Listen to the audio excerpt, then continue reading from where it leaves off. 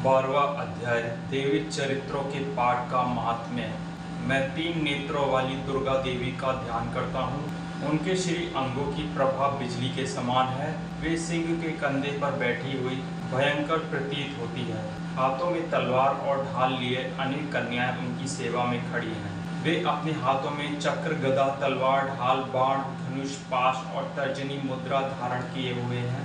उनका स्वरूप अग्निमय है तथा वे माथे पर चंद्रमा का मुकुट धारण करती है। देवी बोली, देवताओं, जो एकाग्रचित होकर प्रतिदिन इन स्तुतियों का मेरा स्तवन करेगा, उसकी सारी बाधा मैं निश्चय ही दूर कर दूंगी। जो मधु कैटभ का नाश, महिषासुर का वध तथा शुंभ निशुंभ के संहार के प्रसंग का पाठ करेंगे तथा अष्टमी, चतुर्दशी और नवमी को भी जो एकाग्रचित होकर भक्ति पूर्वक मेरे उत्तम महात्म्य का श्रवण करेंगे, उन्हें कोई पाप नहीं छू सकेगा।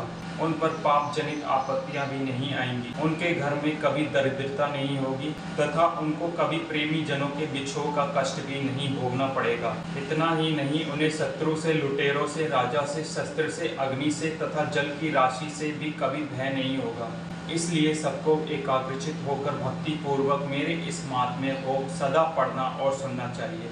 यह परम कल्याणकारक है। मेरा महात्म्य महामारी जनित समस्त उपद्रवों तथा आध्यात्मिक आदि तीनों प्रकार के उत्पातों को शांत करने वाला है। मेरे जिस मंदिर में प्रतिदिन विधि पूर्वक मेरे इस महात्म्य का पाठ किया जाता है, उस स्थान को मैं कभी नहीं छोड़ती। वहाँ सदा ही मेरा सानिध्यान बना रहता है। बलिदान, पूजा, होम तथा महोत्सव के अवसरों पर मेरे इस चरित्र का पूरा पाठ और श्रवण करना चाहिए। ऐसा करने पर मनुष्य विधि को जानकर या बिना जाने भी मेरे लिए जो बलि, पूजा या होम आदि करेगा, उसे मैं बड़ी प्रसन्नता के साथ ग्रहण करूंगी। शरद काल में जो वार्षिक महापूजा की जाती है, उस अवसर पर जो मेरे इस महात्म्य को भक्ति पूर्वक सुनेगा, वह मनुष्य मेरे प्रसाद से सब बाधाओं से दूर हो जाएगा, मुक्त तथा धन धान्य एवं पुत्र से संपन्न होगा। इसमें तनिक भी संदेह नहीं है। मेरे इस महात्म्य, मेरे प्रादुर्भाव की सुंदर कथाएं तथा युद्ध में किए हुए मेरे पराक्रम सुनने से मनुष्य निर्भय हो जाता है। मेरे महात्म्य का श्रवण करने से मनुष्य के शत्रु नष्ट हो जाते हैं, उन्हें कल्याण की प्राप्ति होती है तथा उनका कुल आनंदित रहता है। सर्वत्र शांति। कर्म में बुरे स्वप्न दिखाई देने पर तथा ग्रह जनित भयंकर पीड़ा उपस्थित होने पर मेरा महात्म्य श्रवण करना चाहिए। इससे सब विघ्न तथा भयंकर ग्रह पीड़ाएं शांत हो जाती है और मनुष्य द्वारा देखा हुआ दुःस्वप्न शुभ स्वप्न में परिवर्तित हो जाता है। बाल ग्रहों से आक्रांत हुए बालकों के लिए यह महात्म्य शांतिकारक है तथा मनुष्य के संगठन में फूट होने पर यह अच्छी प्रकार मित्रता कराने वाला होता है।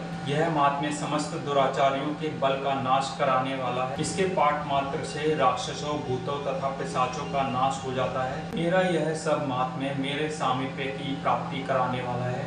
साम्यक प्रकार, पुष्प, अर्घ्य, धूप, दीप, गंध आदि उत्तम सामग्रियों द्वारा पूजन करने से, ब्राह्मणों को भोजन कराने से, होम करने से, प्रतिदिन अभिषेक करने से, नाना प्रकार के अन्य भोगों का अर्पण करने से तथा दान देने आदि से 1 वर्ष तक जो मेरी आराधना की जाती है और उससे मुझे जितनी प्रसन्नता होती है, उतनी प्रसन्नता मेरे इस उत्तम चरित्र का एक बार श्रवण करने मात्र से हो जाती है।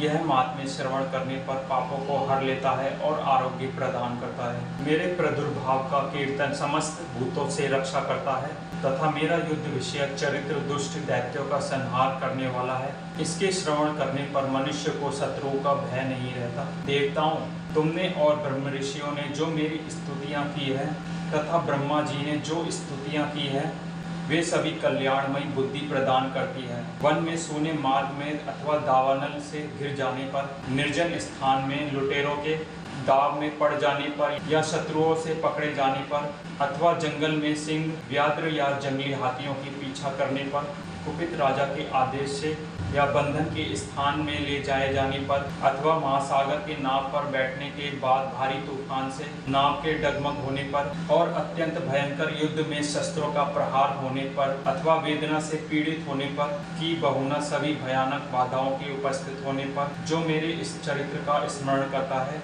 वह मनुष्य संकट से मुक्त हो जाता है। मेरे प्रभाव से सिंह आदि हिंसक जंतु नष्ट हो जाते हैं तथा लुटेरे और शत्रु भी मेरे चरित्र का स्मरण करने वाले पुरुष से दूर भागते हैं। ऋषि कहते हैं, यूं कहकर प्रचंड पराक्रम वाली भगवती चंडिका का सब देवताओं के देखते देखते वहीं अंतर्ध्यान हो गई। फिर समस्त देवता भी शत्रुओं के मारे जाने से निर्भय हो पहले की ही भांति यज्ञ भाग का उपभोग करते हुए अपने अपने अधिकार का पालन करने लगे। संसार का विध्वंस करने वाले महाभयंकर अतुल पराक्रमी देव शत्रु शुंभ तथा महाबली निशुंभ के युद्ध में देवी द्वारा मारे जाने पर शेष दैत्य पाताल लोक में चले आए। राजन, इस प्रकार भगवती अंबिका देवी नित्य होती हुई भी पुनः पुनः प्रकट होकर जगत की रक्षा करती है। वे ही इस विश्व को मोहित करती है, वे ही जगत को जन्म देती है तथा वे ही प्रार्थना करने पर संतुष्ट हो विज्ञान एवं समृद्धि प्रदान करती है। राजन, महाप्रलय के समय महामारी का स्वरूप धारण करने वाली वे महाकाली ही इस समस्त ब्रह्मांड में व्याप्त हैं। वे ही समय समय पर महामारी होती है।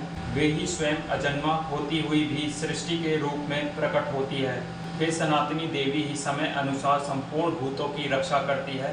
मनुष्य के अभ्युदय के समय वे ही घर में लक्ष्मी के रूप में स्थित हो उन्नति प्रदान करती है और वे ही अभाव के समय दरिद्रता बनकर विनाश का कारण होती है। पुष्प, धूप और गंध आदि से पूजन करके उनकी स्तुति करने पर वे धन, पुत्र, धार्मिक बुद्धि और उत्तम गति प्रदान करती है।